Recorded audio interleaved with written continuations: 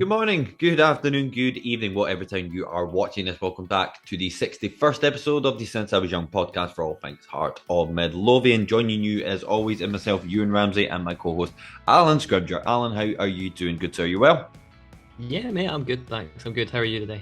Wonderful. And considering the fact that we've won two games on the bounce is fucking what dreams are made of, son. What dreams are We're we're made of.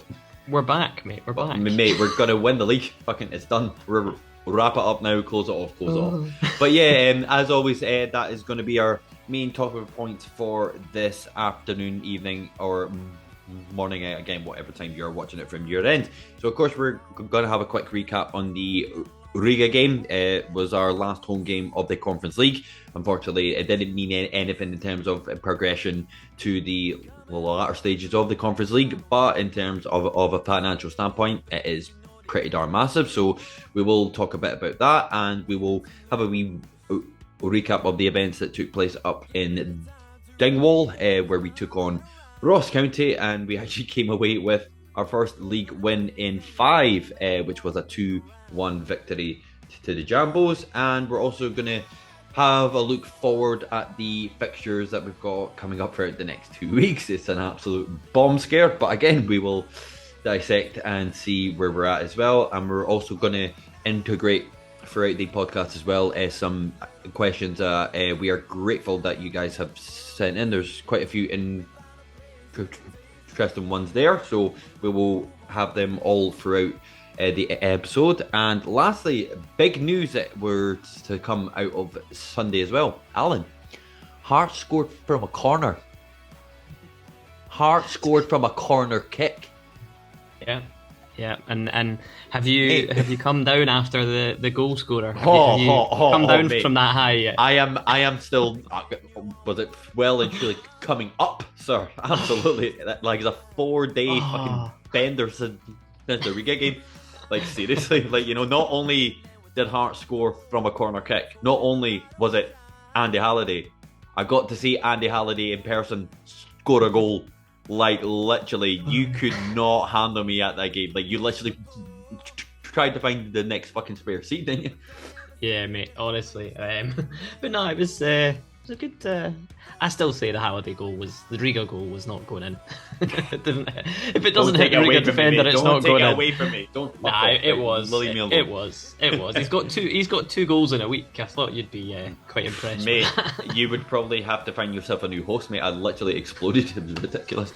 But yeah, so that is going to be your podcast for this afternoon, the Andy Halliday fucking episode. So yeah, we will talk all about that and more to come. But as always, before we get started, if you are not subscribed yet to the Since I Was Young podcast, please think about subscribing, smash the like button as always, and if you want to get in contact with us via our socials as well, you can. We'll all be on screen and in the description as always if you want to check that out, and give us a like on that as well. That would be really appreciated. So Alan, I guess the Riga game is probably a good place to start. As I said at the start, obviously, we found out the result of the Fiorentina game when they played Istanbul, and they beat them 2-1, if I'm right in saying that as well. So which meant, unfortunately, that we couldn't progress to the next stages of the Conference League, but we kind of already accepted that before the game itself. But nonetheless, there was still all to play for in terms of the financial aspect, which has helped us massively, like in terms of the actual league itself. So we can't really complain in terms of not getting through to the latter stages. But yeah, so Alan, I guess we can start with the fact that we were at the game as well. It was a great atmosphere as well, actually throughout the entire game.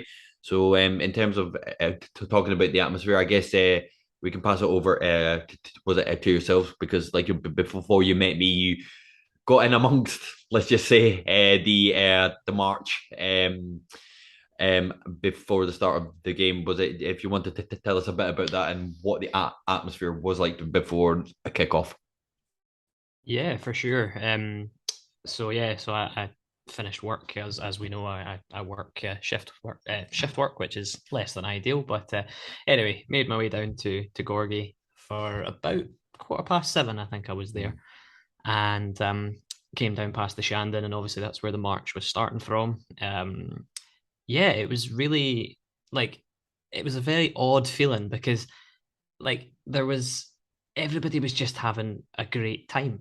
You know, Definitely. they were singing, there was flares, there was fireworks. I don't know if you've seen. There's a video of a boy Yeah, yeah, no, no, sets I saw it all. a firework out of a beer bottle, which I thought was quite impressive as well. um, but yeah, it added a bit. It added something, and I mean, I kind of forgot it was on, to be honest with you. So when I kind of turned around the corner, I was like, oh, I forgot about that, but managed to get caught up in it, which yeah, it did. It kind of added something, as that sort of group of young supporters have done over the last few weeks. The Gorgie Ultras, which I'm not a fan of the name, but that's just me being an old fart. The drum was there, and you can't deny that there was an atmosphere. Yeah, for sure. Obviously, Like, you know, sorry, Alan, to like, no, you know, no, interrupt because we briefly kind of talked about it where it's like, no, get the drum to fuck, but get what? Get the drum fucking in. It was great. It oh was yeah, absolutely yeah, brilliant. absolutely, absolutely. I had a conversation on Twitter with quite a few people about it, and basically said, you know, I'm when you compare us to the younger generation of Heart supporters, Oh, we're old farts at this point, mate. Like we're well since past it, for and sure. you know, like I said before, I've said it a couple of weeks ago. I'm not a fan of the drum, and you've just said it there yourself, but I'm certainly converted, because it brings something, Yeah, and for sure. you know, it was the same against County as well. The fans were amazing, but yeah, the just it was a really good sort of pre-match vibes, and then I came down and obviously met yourself and also John, whose Twitter handle escapes me, but I'm gonna just look it up right now before I forget. John Caps Pipes on Twitter at John Caps Pipes. What a name, Johnson. Love it. He joined us for the game because I had a spare ticket going. So yeah, it was great to pick his brains about certain things, and he gave me a few interesting comments about one or two players, which I thought of were quite fitting, Oh, right. Fucking saying that particularly about. now.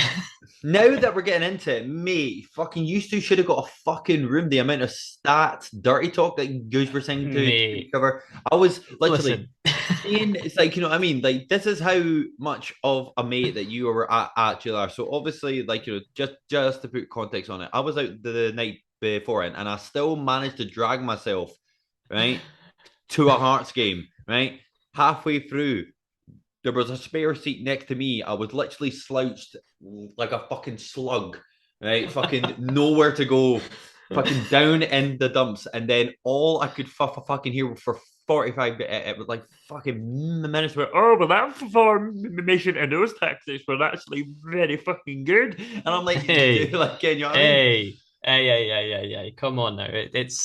It's not every day that I get to have a conversation with a No, football but manager it will fanatic be every like fucking day me. now. But it will be every day. But no, like, But was it on that note, John? Thank you very much for actually was it joining us, mate? And it was an absolute pleasure to meet you as well. So, but for yeah, I sure, mean, for on sure. that note as well, if you want to carry on. So we got in to the game. Aye. So yeah, no, it was just I think the atmosphere before the game was quite good. You could hear the fans obviously singing. The wee section of Riga supporters was quite fun as well. And fair play to them. You Hey, know, no, absolutely fair play to them. No, for sure. yeah, oh, it's mad. But yeah, fair play. I think I don't even know how many there was. Probably can't have been many more than maybe 50 odds anyway, if that. But yeah, they Five. were they were great, Yeah, to no, be no, man, they fair. were. But yeah, the game itself, obviously we said it was kind of like a dead rubber, in terms of progression out of the group because we knew we weren't going to get out. But it meant something because they were the fourth seed in the group and we were pot three. So, you know, you want to win at home against a side that are realistically not as good as you, which is exactly what happened in the end. But yeah, I just think it was a really good build up considering the game didn't have a huge amount of meaning. Like it could have quite easily fallen flat and just been, you know, just another 90 minutes. But it was a memorable evening, shall we say? Absolutely. Like, I mean, you well know yourself. I've not been to Tynecastle that much throughout the last sort of 10 years, but like you know, even saying that, like, with the stadium relatively full, you know, and kind of knowing what the outcome was beforehand, it was still absolutely bouncing. I mean, just to kind of get kicked off in to the game itself. I mean, I could probably wrap it up like in this, like in the space of one sentence. So we played absolutely brilliant for the first 20 minutes, and then the rest of the game, yeah, that's pretty much it. But Yeah. in fairness, though, like to score relatively early, I'm thinking it was the third minute. Obviously, it was a good like sort of it was a build up play to start off with the highlight of the players as well. Was it Janelli, who I will say for the last kind of few weeks has been starting to slowly build up that momentum into to the into to the player that we did want to see on a more consistent basis. But he played a brilliant ball that like sort in to the box from the right hand side, and lo and behold, the man again who is on fire at the moment, Shanklin scoring. I think his ninth goal at that point before he scored again in Dingwall, which takes him up to 10. I I think think he's that on. I think he's on 11 now, mate. right. Okay, I right. think the Well, 10th was against Riga and the right. 11th was County. I get it. But yeah, like it was a great goal. Like, it wasn't like Yeah. the build up. And again, it was great to score early. Mhm. Um, Definitely. of like, I mean, is there kind of much to add to that, Alan? Or like, Oh, I just think it was a typical strikers type of yeah, finish. He was just in the right place and managed to put it away, but took the goalkeeper out at the same time. But thankfully, the keeper was okay. But yeah, yeah, like yeah. listen, with every goal Shanklin scores, the more stupid we look because yeah, I didn't rate him prior to him arriving. I didn't expect him to do what he's done, but I'm Mate, incredibly happy that he has. I'm here for it. I'm here Oh for it. yeah, I'll absolutely absolutely. take the stick all day long, mate. Honestly, but Yeah, because again, it's just nice to have an out and out striker for once, like for yeah. fucking for ages, like you know what I mean. Mhm, mhm. But yeah, we can talk about my fangirl fucking moment that I had, like literally, dude. Oh, mate, One of many moments, shall we say, during the game. mate, I one. thought I was going to have to hold you back at one point. Oh, mate, like literally, like I'm not even fucking joking. You heard me. Like literally, you heard me. I was the only fucking so like predominantly in the section that we were in the wheat field. It was just was it men like pretty much. And then Yeah. like I'll sit back from the microphone, but literally all you heard from me was like literally like a fucking little girl Uh, shouting at the top of my voice. Like literally, it was what a moment, and it wasn't going fucking wide. I will not have you say that again. Like literally, but again, nah, I it mean, wasn't. It wasn't. I mean, but again, there wasn't again that much to the goal. Was it like he had a chance, like he saw it, and it deflected, which, Yeah. I don't care how it goes in, like, like, if it goes in, like, that's the end result, wasn't that we all want. But Yeah.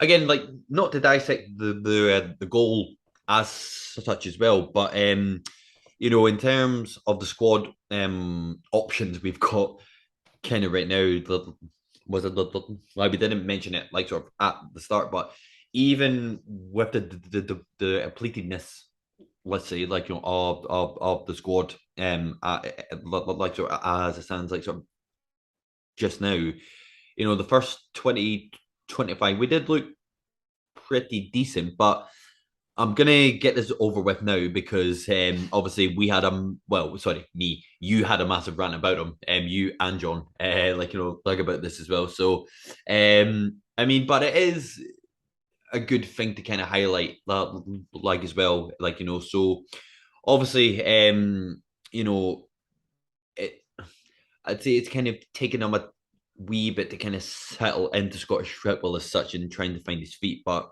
I know you did want to kind of talk about our German midfielder with a Keo. Yeah. You've not been terribly impressed with his sort of impact in the team as far, yeah? Yeah, I think I was all set to kind of have a rant about him, and then he actually put in a decent performance against County. So some of the things that I thought Yeah, after just Riga maybe kind of are pull it not back, quite yeah. relevant, but I think with Keo, I don't really know, and I don't think he knows what his actual role in that team is Yeah, because totally. he's obviously, I mean, he's a victim of the fact that we've had to make changes in midfield due to injuries. He's not had a consistent partner in there, or he's not played. I mean, I think he's made about 9 appearances now, Yeah, sounds about right. and I think the thing is, I'm not going to write him off because I don't think that's fair.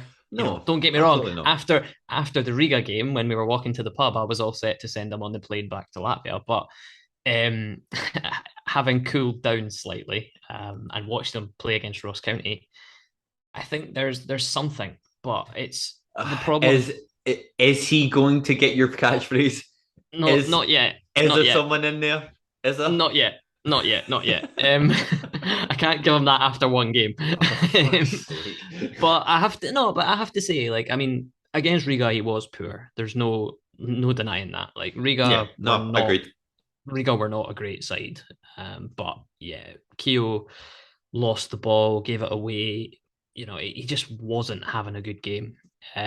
Which, for whatever reason, and obviously we spoke about it as well with John and said, he's new to the country, he's got to settle in and all the rest of it. And that is a factor. But fans can kind of be a bit short in patience sometimes because you've got to remember as You. well. Yeah, No, 100%, no, I'm 100%, kidding. 100%. No, I agree. But we paid 6 figures for him. That's a decent outlay for us Aye. to be paying for anyone. Um, Shankland has justified that Mm-hmm. because he's buying goals, and those that knew him knew that he would. Um, Keo is a bit of an unknown quantity still, and I just don't quite see it yet. Or certainly against Riga, I didn't see Aye. it. But look, listen, I'll give him the benefit of the doubt because, and I took some flack for it as well. But I said on from the county game that we'll talk about later, I thought he was one of the best players in the park for Hearts, and that's got to be his best performance so far. Yeah. And yeah, look, if we get more of that, I'll be delighted. But against Riga, yeah, I think, as I say, I think there's maybe a little bit of an identity kind of crisis at the moment. He doesn't know whether he's meant to be like a Cammy Devlin that snaps in and wins the ball back, or whether he's to be a Snodgrass that plays it out. It's there's obviously lots of reasons why, but I'm yet to be convinced. I get you. No, no, no. I think, one of the things you said, I think it's quite an important was a factor as well. Like, look, obviously we can be quite quick to judge a player. Like, if they have a bad, like, sort of few games, then it's straight away off, like, out, like with this and that. But I think the reasons that you mentioned are particularly valid. Like, one of them being, like, yes, came to a new, like, sort of country. Obviously the football is, like, fast paced, Yeah, fucking everywhere. Like, what I mean. So obviously he still has to, like, adapt himself, like, sort of to the game. I think yeah, like a huge thing as well is that obviously with the injury crisis that we have, obviously there's particular parts of his game that he might not be able to do in terms of, like, trying to play was it to the best of his was it like ability. I mean, to be fair, like, just in terms of his stature and from the way that we've seen him play, I'll be honest, I almost kind of view him as more of a Haring kind of player because obviously yeah, as well, I mean, it would probably make sense as well because obviously Haring, you know, with the age that he's at and with the, like, the error, like, I mean, because he's only got a 1 year left on his contract, like, again, and the fact that it took him so long to sign a contract, who knows? He might just think, well, I'll say, like, sort of, was it 1 more year, and then we'll see how it goes. And the fact that we paid for with a Keo as well, like, like, it might make sense. But look, you know, I'm kind of in the camp where, like, I'm like, it's kind of natural for, like, a player to have that. And was it like, in Luke, like, I mean, he did have a shit game. Was it like yeah, against, like, was it Riga? Like, but again, you just said it there. Then was it like a few days on, like, he plays absolutely brilliant. So, like, what I mean, yeah, it's, but yeah, no, like, I mean, I guess to kind of turn it around. we may as well get this out now because I can see it in your face that you're dying to talk about him. One man that did make a massive impact and did have a good game against the Riga and also got man of the match as well. Was the young protege Toby Sibic. Now, Alan, I'm going to comment. I'm going to let you have this because, again, like, you've been standing by him since day one when no one else would. So please, man, how was his performance for yourself? I love Toby Sibic. Genuinely, I do. I adore him. I That's it. adore Yeah, him. done. Do you know what it is? I just think that, and I said this the other week, that I think people forget just how young he actually is. No, no, And no, for sure. young players will make mistakes and they will make errors because they're still learning, they're still growing, they're still getting better. And Toby's done that. He's done that recently. But, I think when he came out with that interview about, speaking to people and the confidence issues and getting tagged in social medias and people criticizing him and stuff, I think that's made a lot of people realize, actually, do you know what? Maybe we should just lay off him a bit. Maybe we should like put an arm around him and actually try and support him because clearly that's what he needs. Of course, Alan. Like, Um, for sure. No, no. So sorry to no, no, like, interrupt there because it is quite like an important thing that wasn't that you've just like sort of like, was it mentioned there as well, because obviously a lot of people have the like, have the idea that, like, because, like, guys play like sort of, was it for football, like, was it for the men's game, like, of course, like, obviously mhm. you can automatically think that they have quite a thick skin and they're like, like, fucking hard as fuck, like, they don't have Exactly. any, like, Yeah. particular feelings. But if you're going to put that into like a context of a normal life, if that were to happen to somebody, like, and was a, like a normal job, like, obviously, like, that's not like sort of like going to be nice and like, to see, like, like, what like, like, like, what like comments about yourself, not particularly nice ones, and that's obviously going to have a knock, like, Of course it is. Of course it is. And I think, like I say, the game against Riga, you can talk about the quality of the opposition of Riga, but their striker was a handful. The big guy, that he was a handful, and Toby dealt with him every time. Uh, he was winning the ball back on the ground. He was winning it in the air. He was making accurate passes, and they said it after the game that Robbie had spoke to him beforehand and said, show us the real Toby Sibic. Like, we need to see the real Toby Sibic. And then at the end of the game, when he was beaming because obviously the fans were all singing his name and he realized he won man of the match and all that, apparently Robbie went up to him and said, that's the real Toby Sibic. That's what we need to see because he's a quality player. He really is. And I was delighted when we brought him back. I really was. And I think, and I don't know if I've said it about Sibic actually, but there's definitely a player in there.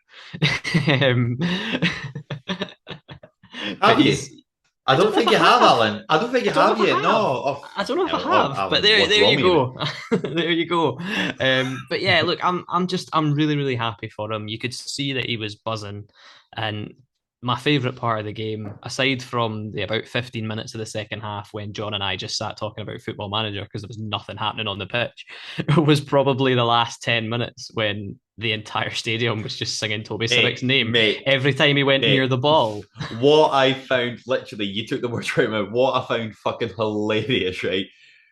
Fucking the smallest thing, even if he Yep. just took a touch of the ball, fucking like, fucking It's absolutely phenomenal, oh, phenomenal. it's But hey, to build up his confidence, like, that's what you need to, like, you know what I mean? And absolutely. just to kind of echo what you said as well, like, you know, not in a bad way. I wouldn't go as far to say that he's a brilliant player because obviously, again, he's got massive potential, like massive Yeah. potential, and much like yourself, like, I was thrilled, like, when we brought him back because obviously, um, you know, not all of the players, but some of the clangers, literally, that we brought in, and Anderson. Stendhal were a bit kind of questionable, but he was the Mm. one player that I thought, Yeah. just to quote you, and I think this is the first time I'm saying this.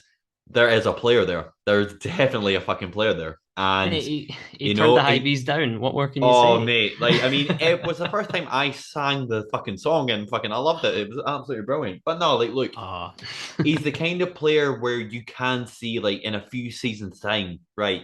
He could be a fucking top quality player, like Yeah. 100%. I do think that, but Mhm. again, it is a game that will, like, like we can't say like sort of after one game that, oh yeah, like that's him, like he's fucking reached it. No, like from himself, he knows what he can do, so he's got to build up like upon that, like for like age game. And I guess when we start to get players back, like with the Halkett, Rolls as well, he's got to have that mindset right.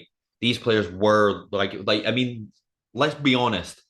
You like you even if we were to play, was it a back five?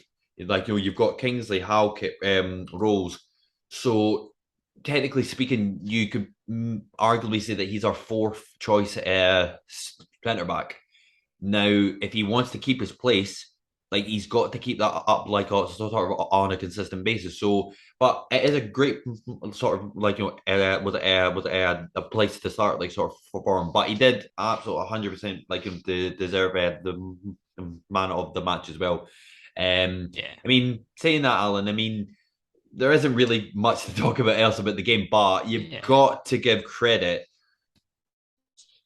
to the Riga goal. Like that literally came out of nowhere. Like I'm pretty sure you Yeah. and me and John were having a conversation, and then it was just like, oh Yeah. yeah, cunt. Like literally that Yeah. came out of nowhere. Yeah. I think I was talking about the benefits of an inverted winger over an inside forward, and you were trying not to fall asleep at that point. Oh mate, I was trying not to fucking hurl. I think the that was the only main thing. no, the only other thing that I have in my notes about the Riga game was the biggest disappointment was Stephen Kingsley going down with an injury. Robbie's confirmed. I'm not sure if it was today or yesterday, but I saw an article that he's going to be out till December, which is a blow. Great, But on the positive great. side, I think he said Halkett and Rolls are not far away. Probably, maybe won't make the Istanbul game, but potentially Motherwell on the weekend. We might see one of them, Mm. which would be good. But yeah, you're right about what you say about Civic. He has to keep those levels up, and he has to realize the competition that's in front of him. Um, and yeah, look, we could talk about when the players all come back fit, who's going to be starters and who's going to not be.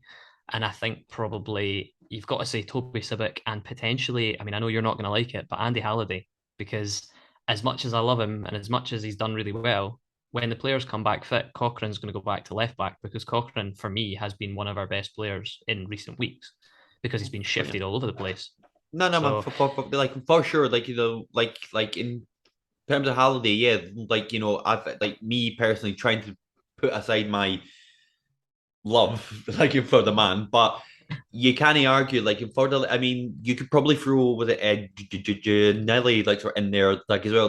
Like they've all played like great throughout this last few weeks, but if they want to keep their place, like can you? I mean, I mean this. yeah, It is a good thing to have, yeah, like of course, but if they want to try and like like sort of like keep their place in the team again, like they are got to keep those performances up.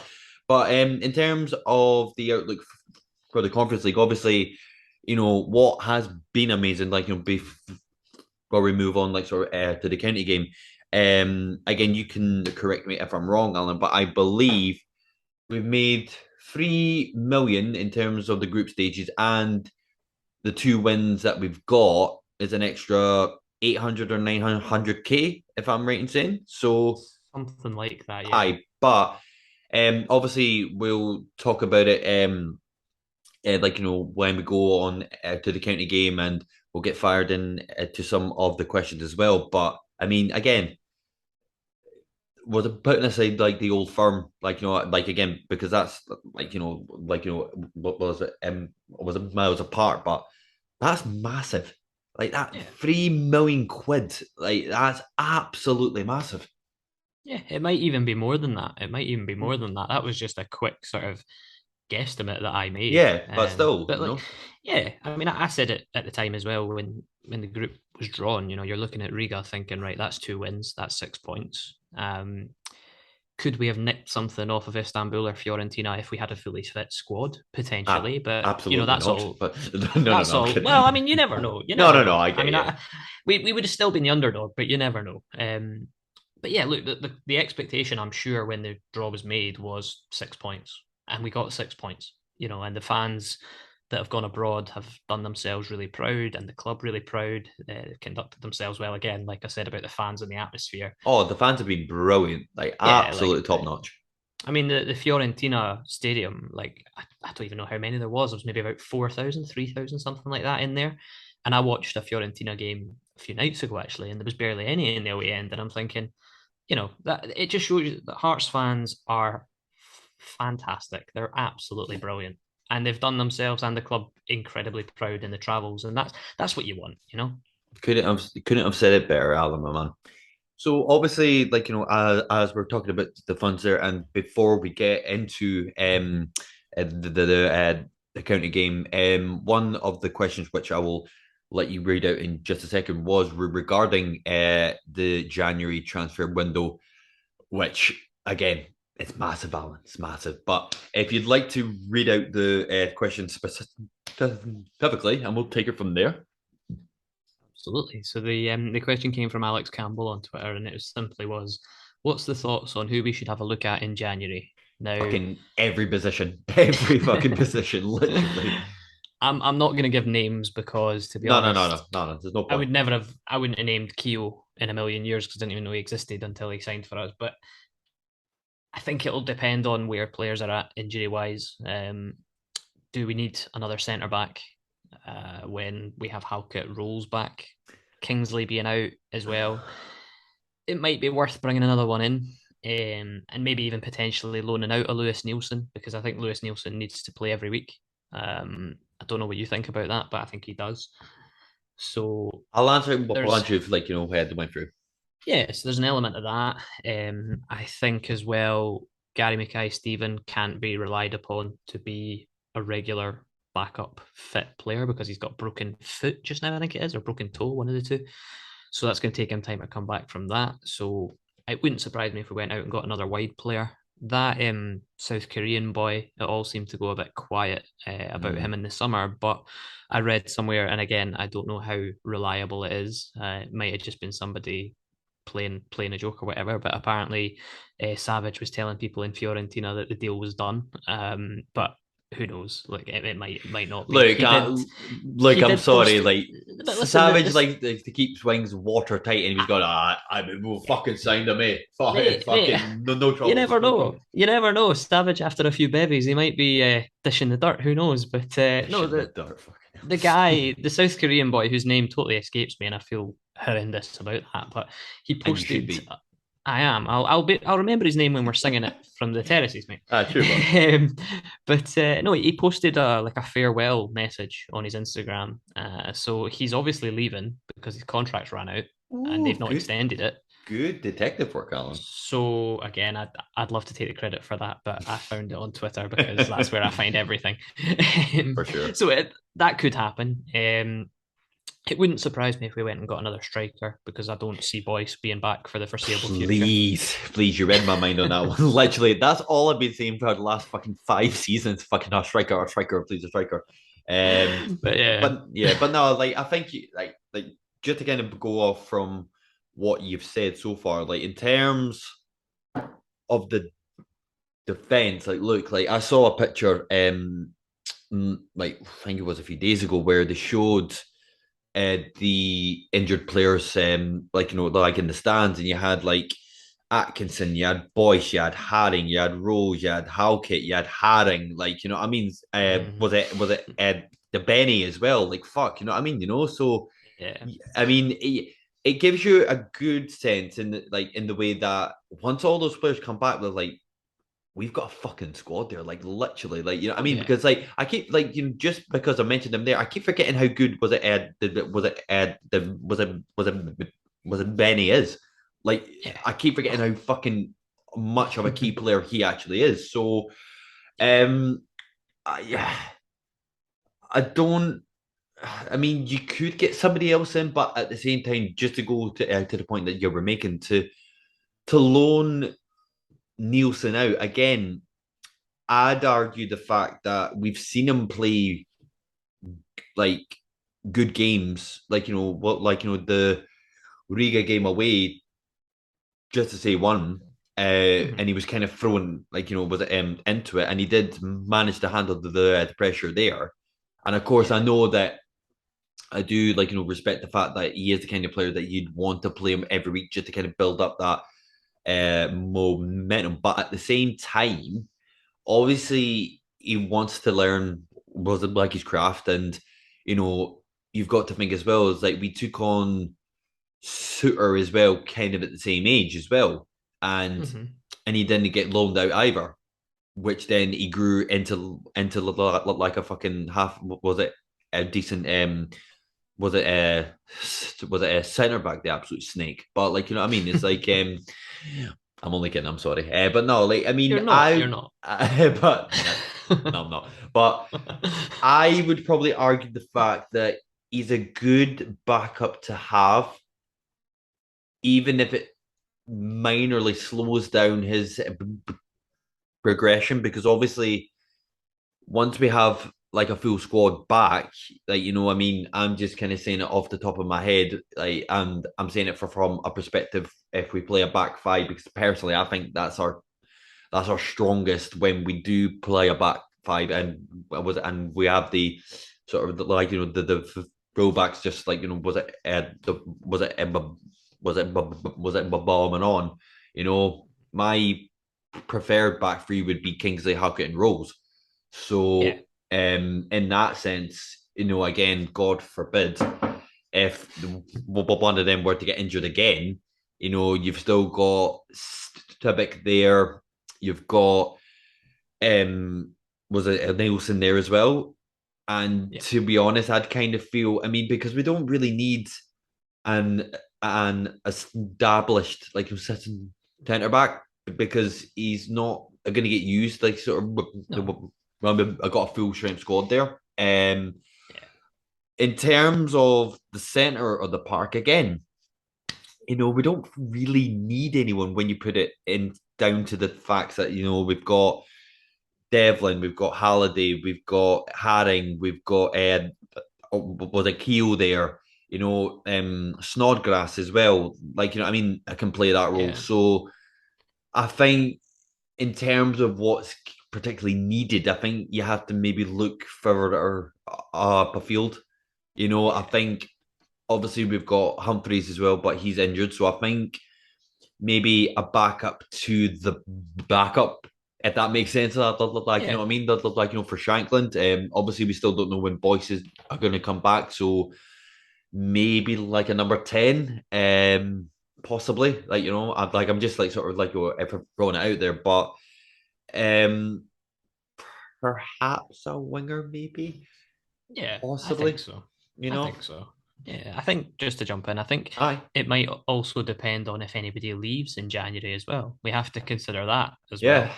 well. Um, you know, Peter Haring is obviously injured right now. I love Peter Haring as well, but he might not be all that happy sitting on the bench. It's obviously I'm not saying that he'll leave in January, and I hope he certainly doesn't. But there might be a couple of players in that position that think, you know what, I could go and play, even like a Gary Mackay-Steven. He could think, right, you know what, I could go and play for a bottom half team every week Yeah, true. rather than sit on the bench or not even get in the squad. Aye. We had a couple of questions quite similar to what we've just kind of answered them without even asking the questions, but I'll read them out anyway because Aye, of people course. took the time to send them in. It was Definitely. Graham, who's a regular listener and commenter on Twitter, said, when we finally get our injured players back, what will our strongest team be and who will feel unlucky to miss out on a starting place?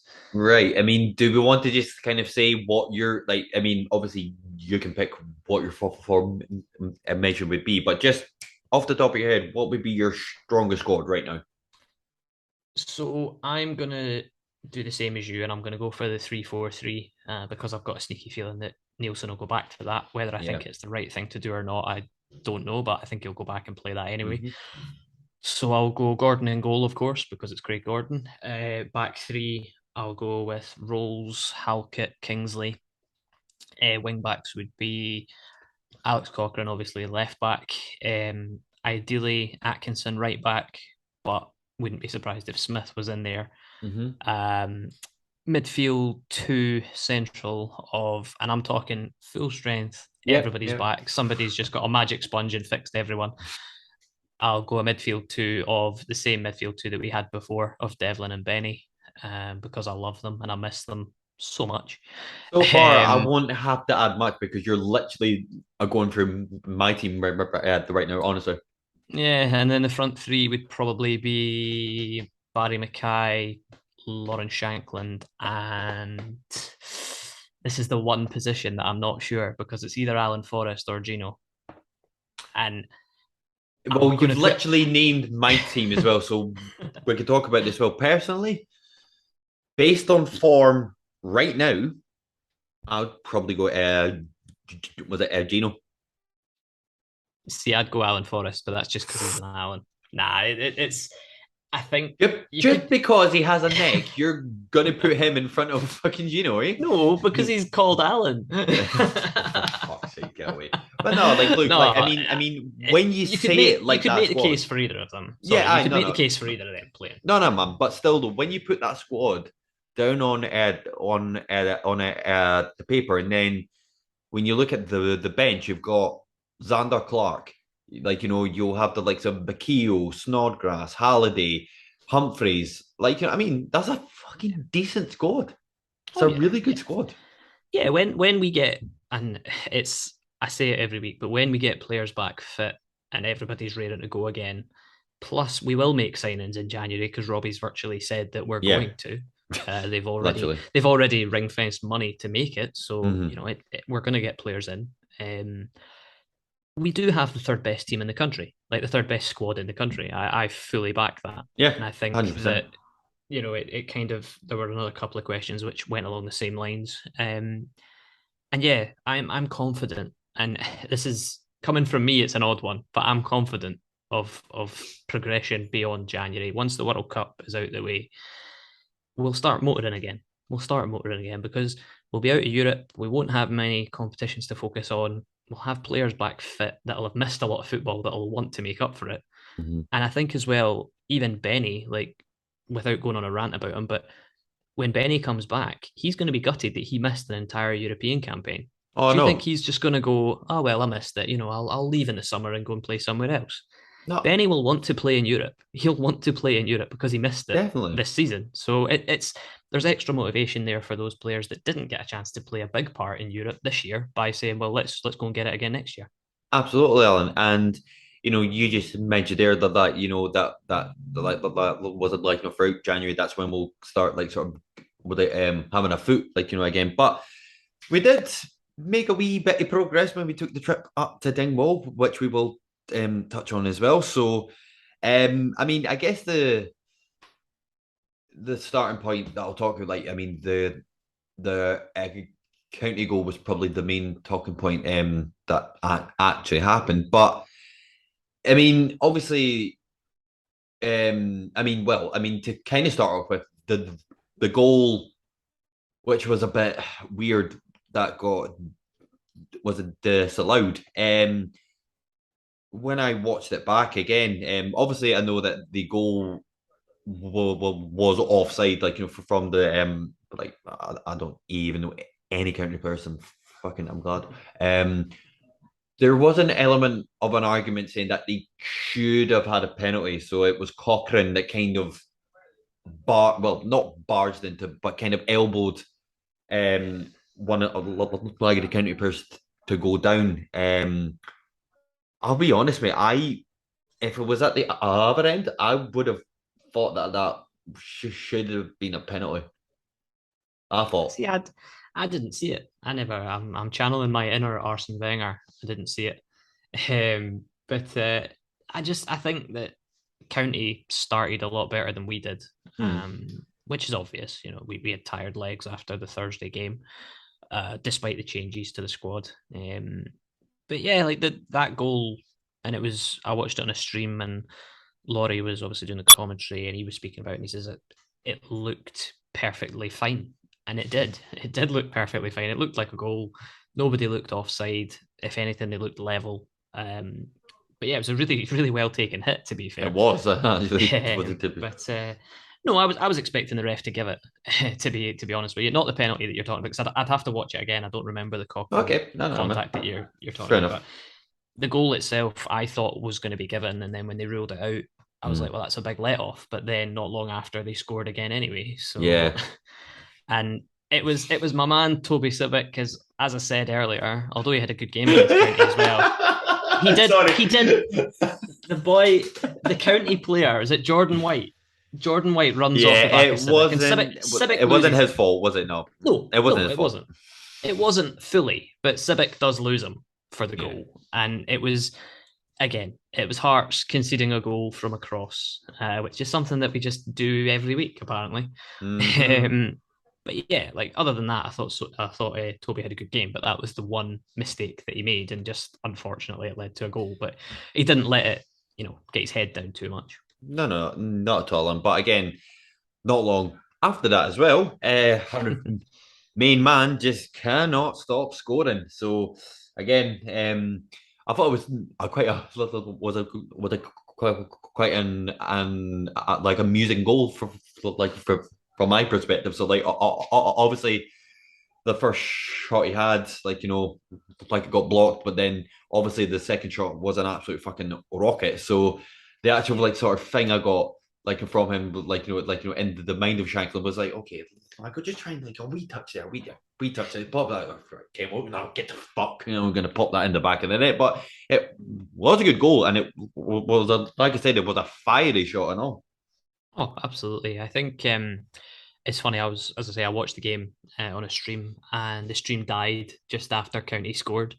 So I then put the radio on and listened to the game on the radio, which is just not the same. But yeah, they sort of said, Shanklin's kind of scuffed the first shot, which I don't think he did, to be honest. I don't really think he scuffed it. It just wasn't the best contact. But then I think, was it not right foot, then a left foot finish, or it was one or the other? He hits it with one foot and then it rebounds and he hits it with the other. I think it was a right foot first time and then the left foot finish. But it was the same as what he did against Motherwell earlier in the season at Tynecastle. So that was at that game. It was virtually the same goal. He hit it once and it rebounded straight back to him and he lashed it in the net. So again, like we said about his goal against Riga, it was a typical striker's goal. And Shankland is certainly proving to be that man that we need. But yeah, big goal, got us back in the game. Then, I'm gonna hand this one over to you, because I can see it. I know that some people just listen to this and don't watch it, but that might be the best thing to do right now. Because Ewan's about to faint. Ewan's about to faint about this goal. Oh, mate, but it wasn't even the fact that it was Halliday. I was more shocked at the fact that we scored from our corner. Like, fuck, like, you know what I mean? I mean, obviously, when teams in general get themselves a corner kick, like, obviously, they get excited and they think, oh, yeah, that's a great goal scoring opportunity. I don't even get excited about them now. Like, anytime we, like, a corner kick, it's like, oh, right, okay, sound die. Like, you know what I mean? But, mate, I mean, to start off with, it was a good, like, was it was a corner in from Snodgrass? So like, I will say that much as well. But dude, my main man flying off the fucking ground, and mate, honestly, I'm not even just saying this. It was a well taken header, but it's a well fucking taken header. It was very good. The way he sort of gets up and kind of trains himself to get it, and then puts it Ronaldo-esque. Fucking Cristiano Halliday. Fucking there you go. Brand new name. There you go. Jeez. fucking AH16. I'm starting a trend. Hashtag AH16. Here we go. Oh no. But it was a good goal, and it was deserved at that point, because we managed to kick on, and when we went 1-1, I did enjoy his celebration. I did. Fucking me too. He I said wasn't. after, He was not the only one that was slamming his fucking head and all. Sorry, oh, sorry for all don't the you under 18. start. Sorry. Don't you start. You're going to get us cancelled, mate. but but he doesn't get put in there because the coaching staff don't tell him to do it. But he obviously did it in that instance, and he went and got one. So I think he said something like he's only ever scored 2 or 3 headers in his career, which makes that one even more impressive. Um, but yeah, and then the game just sort of, I'm not saying it kind of petered out after that, but it became quite scrappy, and the heavens opened, the weather changed massively, which didn't really help the game as a spectacle. But Ross County still had their chances and their threats, and they came forward quite often. It gave Gordon a couple of scares, but thankfully nothing too crazy. Um, but yeah, like I say, I want to talk about a certain German midfielder again because I gave him a lot of stick in the Riga game, and John referred to him as a drunk Peter Haring in that game, which I thought was very accurate. I forgot about Um, it. That was yeah, spot on though. That yeah, was absolutely spot on. yeah. Well, he'd obviously sobered up for the Sunday afternoon game because he actually did quite well. He did. No man, he did. And yeah, he did a lot of running, sliding, and tackling, which is what we were promised when he arrived. I So I'll run. I'll I take slide. I tackle. Fucking Well, I'll, brilliant. I'll take that. I'll take that. But Devil. it's funny. I had a conversation with somebody as well about it, and I thought that Snodgrass and Keogh did very well in the midfield together. Um, I don't know whether that's something that we'll use going forward, but they did. They seemed to cover for each other very well when one was pressing, and because Keogh was doing that. Like we've seen Devlin do it, like pressing up against defenders and try to win the ball back high. Mm. Devlin does that, and Keogh was doing it against County, but Snodgrass was always kind of dropping back, and it's a typical sort of midfield double pivot, shall we say, if you Mm. want to go down a tactical route, which I won't because I could be here all night, but I've got a night shift Don't, to go don't, to don't. I had shortly. enough of that fucking on Thursday night, man. Mate, I'm working in an hour and a half, so I'd love to sit here and chat about it, but I can't. But he was very good against County. Not quite man of the match, but he was certainly very good. Definitely, man. Definitely could not agree. And as we said at the start, it was lovely to pick up 3 points after 5 games, which puts us into sixth place into the top six, and we still have a game in hand. So again, was it like you said, like for the last few weeks, and despite the lack of form, we're not far away at all. And again, I know we're literally just about to come into November as we record on a Monday night, it being Halloween, but it's fine. Like things are fine. Like what I mean, and to kind of put us into the position we are now, we're in the top six. Are we 3 points off of Hibs in third place? I'm pretty sure that's right. Yep. And the fact that we've came away with nearly £4 million, mate, you can't fucking despite that. Like, you know what I mean? So yeah, so I will take that all day long. I mean, just to kind of come on to the last part. So obviously we were mentioning the run of fixtures. It still gets fucking scarier every time we see it. So obviously our next game is the last game of the Conference League when we travel to Turkey to play Istanbul. And then when we come back at the weekend, we have Motherwell at home. Then we've got Rangers away at Ibrox on the Wednesday. Then on that same week as well, on the weekend, we are back at home when we play Livingston. So just to kind of quickly go through these games. So I think off the bat, obviously, if we're starting to pick up a bit of confidence again with the 2 wins on the bounce that we've had, you could argue that both Motherwell and Livingston at home, you could argue that, those are probably winnable games. Obviously, the Istanbul game is relatively pointless apart from the financial aspect. So if by some grace of God we're able to pick up a point, amazing. But I doubt it because they'll probably want to finish top of the group, and with Fiorentina playing Riga, like like that they'll probably want to wrap up the group stage campaign in a nice sort of fashion. So like what I mean. But um obviously for the Rangers game as well, like I don't know about you in general, but obviously like there's not a lot of confidence in general when you're playing the old farm away. But I don't know why, but like I always have a tiny bit more confidence when we go to Ibrox rather than Celtic Park. I don't know why that is, but I always feel as if we could maybe pick up something there rather than when we go to Celtic Park. Like I don't know why, but so just judging from those kind of fixtures, I mean, obviously the game that kind of stands out is Rangers. I mean, do you think that we could pick up something there and then both equally pick up the 6 points from the two games at home? I think the two home games are huge. Motherwell and Livingston, as you say, they are two winnable games. If the fans keep the atmosphere positive like it has been recently, and Robbie's talking about players coming back, important players coming back, so we'll probably see.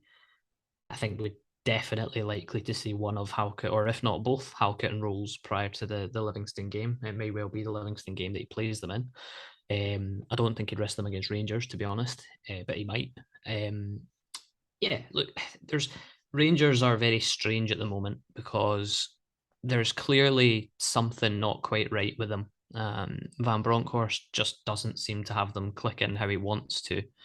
Um, and I think a big part of that is their European form has affected them massively.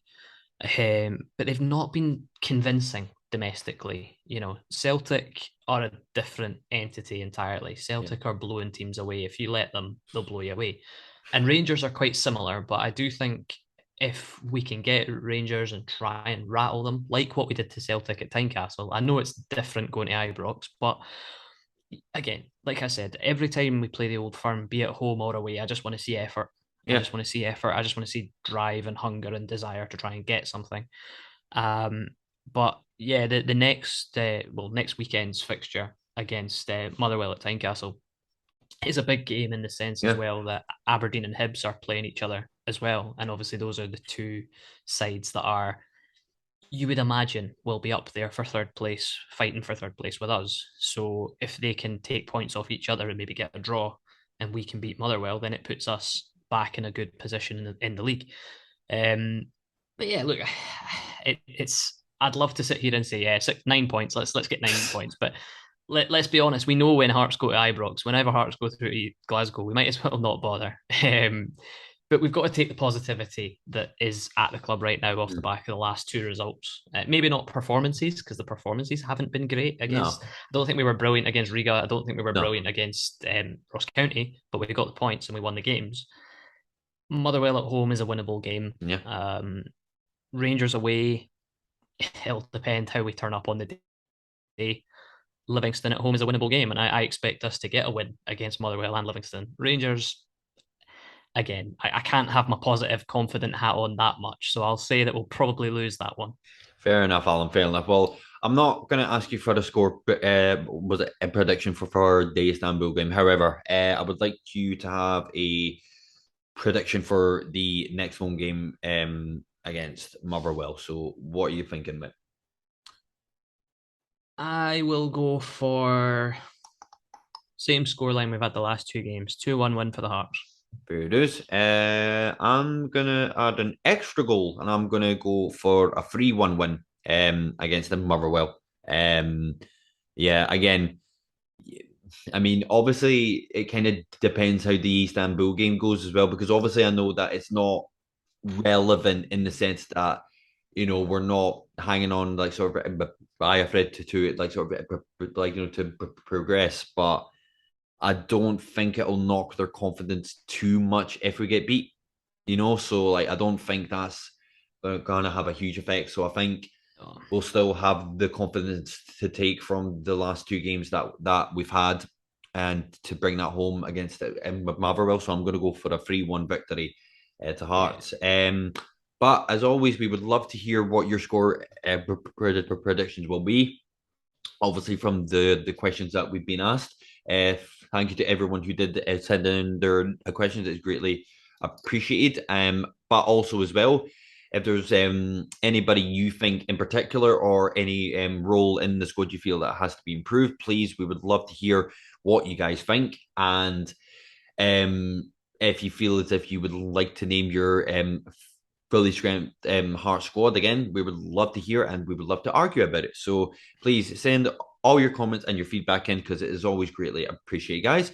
And yeah, I think that pretty much brings us to the end of the Since I Was Young podcast 61st episode. So as always, guys, thank you to everyone who has watched. It is always greatly appreciated. And if you did enjoy the episode, please give it a thumbs up. And if you aren't subscribed, please think about subscribing as well.